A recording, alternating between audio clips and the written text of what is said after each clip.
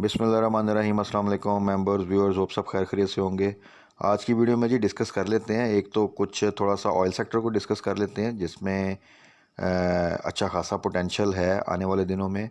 और इसीलिए हमने रिसेंटली जो सा है तकरीबन एक दो वीक पहले कुछ स्टॉक्स ऐड भी किए थे, तो उनमें क्या स्ट्रेटजी होनी चाहिए वो थोड़ा सा डिस्कस कर लेते हैं। और मार्केट ने जो सा आज 38 पॉइंट की positive closing the, but overall अगर देखा जाए तो कल मार्केट ने अच्छी पॉजिटिव क्लोजिंग दी थी, पॉजिटिव रह रही है, आज भी मार्केट पॉजिटिव ही थी। अब कल के लिए क्या एक्सपेक्टेशन है और क्या स्ट्रेटजी होनी चाहिए ये थोड़ा सा डिस्कस कर लेते हैं।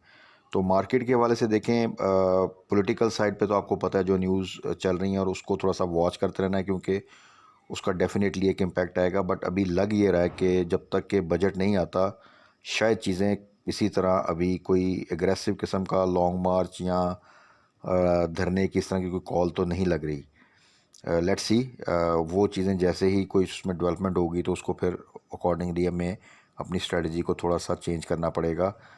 इकोनॉमिक साइड पे पेट्रोल प्राइसेस ने इंक्रीज़ होना है, देखें वो आज होती हैं या आने वाले चंद दिनों में होती हैं, बट वो होंगी ज़रूर, ये इंडिकेशन मिफ्ता इस्माइल ने दे दी है।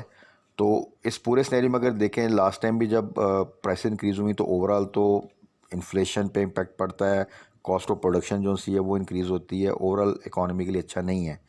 लेकिन जिस तरह के पहले डिस्कस किया था कि जो प्रेजेंट सिनेरियो है उसमें ऑयल प्राइसेस के ऊपर क्योंकि अच्छी खासी सब्सिडी दी जा रही है, उसका एक अलग से हमारी इकोनॉमिक कंडीशन पे बड़ा बुरा इम्पैक्ट आ रहा है। प्लस आईएमएफ के साथ हमारी डील स्टक है।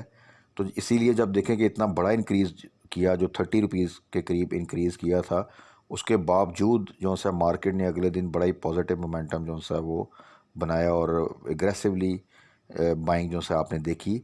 रीज़न थी कि वो मार्केट हमेशा परसेप्शन पे चलती है कि मार्केट परसीव क्या कर रही है, किस न्यूज़ को वो नेगेटिव ले रही है, किस न्यूज़ को वो पॉजिटिव ले रही है। तो आप सम टाइम देखेंगे कि वही न्यूज़ जिसके ऊपर मार्केट कभी गिरती थी उस पर मार्केट पॉजिटिव बिहेव कर देगी, और वही न्यूज़ जिस पे मार्केट कभी पॉजिटिव होती थी उस पर नेगेटिव बिहेव कर देगी।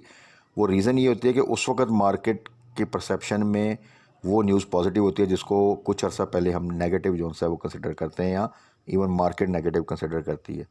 तो इस वक्त पेट्रोल प्राइसेस का बढ़ना मार्केट को इस तरफ लेके जाता है, वो इसलिए पॉजिटिव जाती है कि अल्टीमेटली जो डील हमारी स्टक हुई है आईएमएफ के साथ उसको हम क्लोज़ करेंगे, और उसके साथ फिर हमें फर्दर सऊदीया से भी, चाइना से भी, वर्ल्ड बैंक से भी हमें थोड़ा सा जो है वो फाइनेंशियल असिस्टेंस मिल जाएगी। इसके लॉन्ग टर्म क्या इम्पेक्ट होंगे इकॉनमी पे, और जो हमारी इकॉनमी है वो लॉन्ग टर्म क्या स्ट्रांग हो सकती नहीं, वो एक अलग डिबेट है, और वो अभी उसमें तो कन्फ्यूजन है। वो कोई ऐसा नहीं है कि ये आने के बाद हमारी इकॉनमी जो सी है वो बड़ी स्ट्रॉन्ग फुटिंग पे आ जाएगी। बट इन शॉर्ट टर्म तो इस वक्त पेट्रोल प्राइसेस का बढ़ना और सब्सिडीज़ के ऊपर थोड़ा सा जो सा वो कमी करना, ये चीज़ें अल्टीमेटली इसको मार्केट पॉजिटिव लेगी, क्योंकि ये अल्टीमेटली आईएमएफ डील की तरफ जाएंगे, और जो इस वक्त हमारी नीड है डॉलर्स और कुछ loans from other countries also, तो वो हमारा फुलफ़िल हो जाएगा। तो अच्छा, उस पूरे सिनेरियो में जब भी ऑयल प्राइसेस इंक्रीज़ होंगी तो आपका ऑयल सेक्टर जो सा है वो परफॉर्म करना स्टार्ट कर देता है। ऑयल सेक्टर में आपके देखें इस वक्त इंटरनेशनल क्रूड ऑयल प्राइसेस बढ़ रही हैं, वो आपके ऑयल एक्सप्लोरेशन सेक्टर जो सा है उसमें वो परफॉर्म कर रहा है। और ओजीडीसी, हमने वीकेंड की वीडियो में भी उसको मेंशन किया था, तो उसमें देख लें आप, ओजीडीसी, पीपीएल, पीओएल ये आ जाते हैं। इस तरह फिर रिफाइनरीज आ जाती हैं, उसमें अटक रिफाइनरी आ जाती है, पीआरएल आ जाती है, छोटी में सिनर्जी आ जाती है, एनआरएल वगैरह आ जाते हैं। फिर इस तरह आपकी ऑयल डिस्ट्रीब्यूशन कंपनीज आ जाती हैं जिसमें एचटीएल, शेल, पीएसओ ये कंपनीज आ जाती हैं, एपीएल वगैरह।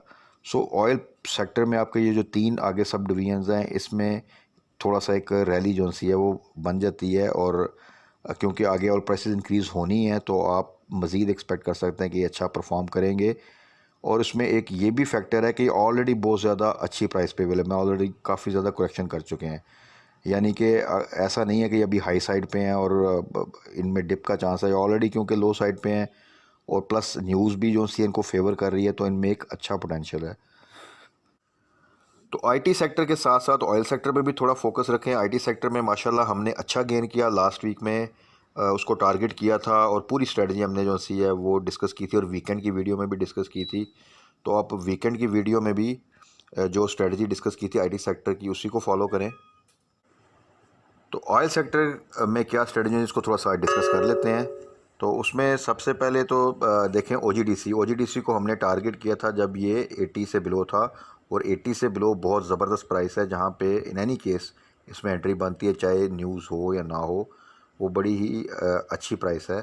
तो ओजीडीसी में जिन्होंने उस वक्त बाई की, अगर आप देखें तो ऑलरेडी जो है 4-5 रुपये का गेन जो है वो उसमें कर चुके होंगे। तो ओजीडीसी में आप जिन्होंने तो 76-77 के पास बाई किया था, वो कल हाई साइड पे प्रॉफिट टेकिंग कर सकते हैं। और same with PPL below 70 is very good price, और अभी भी ये वहाँ पर है। इसमें उस तरह रैली नहीं बनी जिस तरह के ओजीडीसी में बनी थी, तो पीपीएल को स्टिल आप जो है वो बाय कर सकते हैं ब्रेक इवन या डिप पे।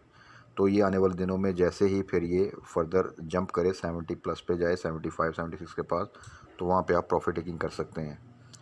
उसके बाद आ जाए जी पीआरएल को जो सा हमने टारगेट किया था, ये भी उसमें से आगे जो सा गेन कर चुका है, और हमारी स्ट्रेटजी यही थी कि जब ये 19 के पास गया था तो फ्राइडे को हाई साइड पे हम इसको सेल करेंगे और डिप पे फिर दोबारा बाय करेंगे। तो 18 ब्लो पे दोबारा से जो सा हमने सजेस्ट किया था वीकेंड की वीडियो में कि उसमें एंट्री लेंगे। तो अगेन स्टिल यही सिचुएशन है कि 17.5 से नीचे आए तो वहाँ पे बाय है, और जैसे ही फिर ये अपसाइड पे जाए 19 से ऊपर जाएगा तो वहाँ पे फिर हम देखेंगे कि क्या सिचुएशन है वहाँ पे, फिर प्रॉफिट टेकिंग या फिर 19 का स्टॉप लॉस।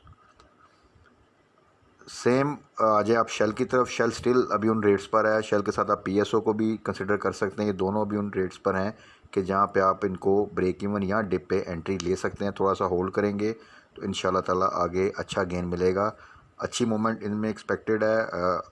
इनके रिज़ल्ट बेहतर आए हैं और इस वक्त अच्छी प्राइस पे अवेलेबल हैं।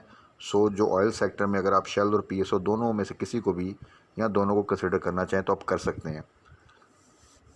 उसके बाद आ जाए जी एच टी एल अगेन इस वक्त जिस प्राइस पे है वहाँ पर बिल्कुल जी बाय करना ही बनता है, और अगर हाई साइड पे किसी ने बाय किया तो एवरेज करना बनता है। अगर इसके आप रिज़ल्ट्स देखें पिछले जितने भी क्वार्टर के, तो कंसिस्टेंसी के साथ जो है इसमें एक ग्रोथ है, और जिन स्टॉक्स में स्पेसिफ़िकली कंसिस्टेंसी के साथ ग्रोथ हो और ईपीएस बेहतर हो रही हो, तो उनमें किसी न्यूज़ की वजह से या मार्केट प्रेशर की वजह से अगर डिप आए भी तो वो अल्टीमेटली रिकवर करके जाते हैं, और वो एक बड़ा चांस होता है आपके पास ऐसी सिचुएशन में कि उसको आप एवरेज करें, अपनी एवरेज बेहतर करें, और आने वाले दिनों में जैसे ही वो परफॉर्म करे तो एक अच्छा प्रॉफिट गेन करें।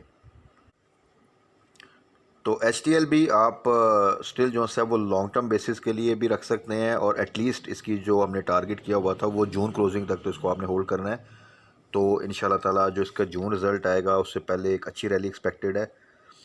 उसके बाद आ जाए सिनर्जी छोटे शेयर में, इसको हमने टारगेट हमेशा किया है 5 to 5.5 के दरमियान। वहाँ पर अगर आप बाय करें तो आप देखें कि एक सिक्योर प्राइस है, और जैसे ही फिर ये 6 से ऊपर जाए तो वहाँ पर आप प्रॉफिट टेकिंग करें। अगर ये कैप की तरफ ना जाए, यहाँ पे 6 का स्टॉप लॉस लगा लें, तो फिर ये मौका मिल जाता है कि डिप पे आप दोबारा बाय कर सकें। अच्छा, ऑयल सेक्टर के साथ साथ जो हमने आईटी सेक्टर के स्टॉक्स को डिस्कस करते हैं, उसकी पूरी स्ट्रेटजी आप वीकेंड की वीडियो में देख सकते हैं, उसको हम कल फर्दर डिस्कस कर लेंगे।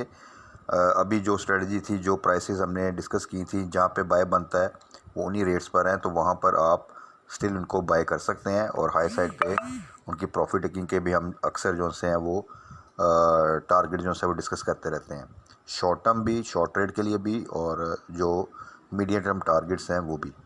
तो बाकी उसको फर्दर कल डिस्कस कर लेंगे। ऑयल सेक्टर के लिए कल आप थोड़ा सा फोकस रखें, क्योंकि किसी भी दिन आने वाले दिनों में आपकी जो फ्यूल प्राइसेस हैं वो इंक्रीज़ होंगी, ये तो आप सबको पता है। तो फिर ऑयल सेक्टर में आप एक रैली थोड़ी बेहतर देख सकते हैं। प्लस ऑलरेडी क्योंकि अच्छी, जैसा कि डिस्कस किया था, अच्छी प्राइसेस पे हैं, तो इसमें एंट्री लेना बनता है। बाकी कल के लिए मार्केट के हवाले से अगर देखा जाए तो मार्केट होपफुली जो है वो पॉजिटिव मोमेंटम अपना रखेगी। देखना ही होता है कि मार्केट जो है वो इंट्राडे करेक्शन लेती है या इंटरडे करेक्शन लेती है। तो इतने पॉजिटिव मोमेंटम के बाद थोड़ी सी करेक्शन आना भी मार्केट के लिए बेहतर है। यस, क्योंकि हमारी मार्केट इस वक्त न्यूज़ को बड़ा जो सा न्यूज़ सेंसिटिव कह सकते हैं आप है इस वक्त, क्योंकि स्पेसिफिकली पॉलिटिकल साइड पे अभी भी अनसर्टनिटी है। थोड़ी सी कामनेस आई हुई है अभी, बट अगर इमरान खान की तरफ से किसी किस्म का कोई अनाउंसमेंट आती है दोबारा से लॉन्ग मार्च की, तो वो डेफिनेटली फिर थोड़ा सा एक इम्पैक्ट आएगा। बाकी मार्केट इस वक्त सिर्फ ये देख रही है कि बजट आने वाला है, वो उसमें क्या चीज़ें जो सी हैं वो अनाउंसमेंट आती हैं, क्या पॉलिसी बनती है, प्लस उससे पहले या उसके आसपास IMF के साथ हमारी डील जो सी है वो किस तरह क्लोज़ होती है और उसकी डील के साथ जो बाकी फैसिलिटीज़ हमें मिलेंगी, फाइनेंशियल हेल्प मिलेगी, वो किस तरफ जाती है। तो एक शॉर्ट टर्म में उसका एक अच्छा जो सा इम्पैक्ट आएगा और बाकी लॉन्ग रन में फिर चीज़ें कितनी स्टेबिलिटी के साथ चलती हैं वो इस पे डिपेंड करेगा। तो इस पूरे सिनेरियो में हम अपनी स्ट्रेटजी को हमेशा शॉर्ट टर्म के लिए भी एक शॉर्ट ट्रेड जो सी है करके साथ जो प्रॉफिट गेन करते हैं वो भी साथ साथ डिस्कस करते रहते हैं और एक लॉन्ग टर्म टारगेट भी हमने सेट किए हुए हैं। तो लॉन्ग टर्म टारगेट तो इंशाल्लाह ताला इंटैक्ट है, बट उसके दौरान क्योंकि बहुत ज़्यादा वॉलेटिलिटी होती है पॉलिटिकल साइड पे भी और अब इकोनॉमिक साइड पे भी बहुत सी सिचुएशन ऊपर नीचे होती रहती हैं, तो इसलिए वो अप एंड डाउन जो है वो चीज़ें चलती रहती हैं। बट जैसे ही थोड़ी सी स्टेबिलिटी होगी मार्केट को आप कह लें कि चंद माह मिल जाएं अगर स्टेबिलिटी के साथ चलने के लिए, तो आपकी मार्केट में पूरा पोटेंशियल है कि ये ईज़िली यहाँ से 8-7 हज़ार पॉइंट की जो सी है वो एक रैली बना सकती है। और लॉन्ग टर्म के लिए तो मार्केट में जो एक रैली ड्यू थी जो कि जब 54,000 का एक हाई लगा था उसके बाद मार्केट ने डिप लिया और फिर ये तमाम आपको पता है क्या सिनेरियो चलता है। तो इतने सालों में मार्केट में पूरा पोटेंशियल है कि वो एक अच्छी खासी रैली 70,000 80,000 की तरफ भी जा सकती है, लेकिन शर्त ये है कि आपको 1-2 साल जो से हैं वो प्रॉपर स्टेबिलिटी के मिल जाएँ। तो अपने लॉन्ग टर्म पॉलिसी जो सी है उसको भी इंटैक्ट रखें और शॉर्ट टर्म ट्रेड्स की जो हम स्ट्रेटजी बताते हैं साथ साथ उसको फॉलो करें, तो इंशाल्लाह ताला आप बेहतर तरीके से मार्केट में सर्वाइव भी करते रहेंगे इस डिफ़िकल्ट टाइम में और साथ साथ अच्छा गेन भी करते रहेंगे, जैसा कि हम साथ साथ बहुत से स्टॉक्स में टाइम टू टाइम करते रहते हैं अल्लाह के फजल से। तो बाकी कल मार्केट क्लोजिंग के बाद फर्दर क्या न्यूज़ आती हैं, क्या क्लोजिंग आती है, उसके बाद डिस्कस कर देंगे कि हमारी स्ट्रेटजी क्या होनी चाहिए और कल IT सेक्टर को थोड़ा सा डिस्कस कर देंगे और कुछ स्टॉक्स को कि उनमें हमारी क्या स्ट्रेटजी है। तब तक अपना ख्याल रखिएगा, दुआ में याद रखिएगा। Stay blessed. अल्लाह हाफ़िज़।